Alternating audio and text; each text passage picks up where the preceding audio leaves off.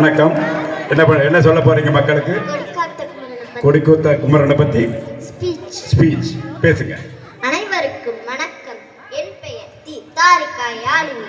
நான் 3ஆம் வகுப்பு ஆ பிரிவில் படிக்கின்றேன். நான்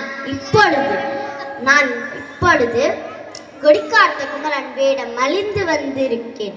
நான் இப்பொழுது விடுதலை போராட்ட வீரராம் கொடிக்காத்த குமரன் அவர்களை பற்றி பேச வந்துள்ளேன். இவர் 1904ஆம் ஆண்டு அக்டோபர் 4ஆம் தேதி ஈரோட்டில் உள்ள சென்னிமலையில் பிறந்தார். இவரது இயற்பெயர் குமாரசாமி ஆகும்.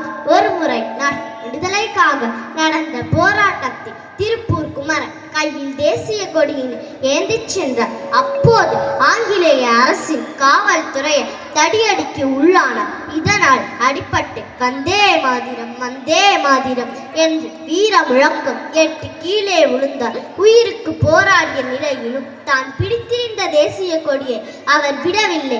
அன்று முதல் திருப்பூர் குமரன் கொடிக்காத்த குமரன் என்று அழைக்கப்படுகிறது.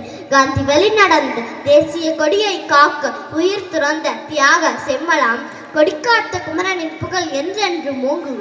தேசம் இந்திய தேசம், தேசம் எங்கள் சுவாசம், தேசத்தின் கொடியில் வீசும் தியாக வாசம், வீசும் காற்றில் பறந்து தேச பெருமை பேசும். கொடியை காண வேண்டும் கண்கள் 1000 கோடி, கொடி வணக்கம் பாடும் எங்கள் உயிர் நாள்.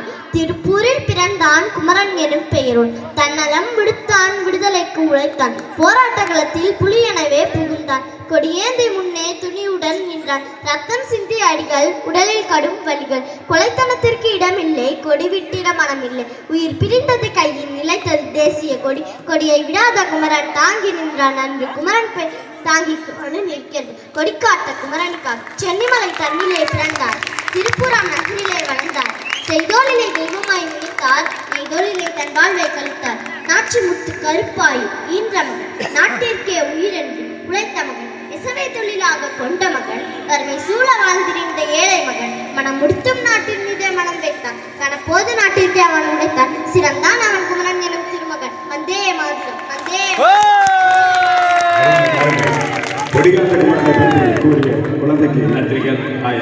நன்றி. அடுத்த போட்டியாளர்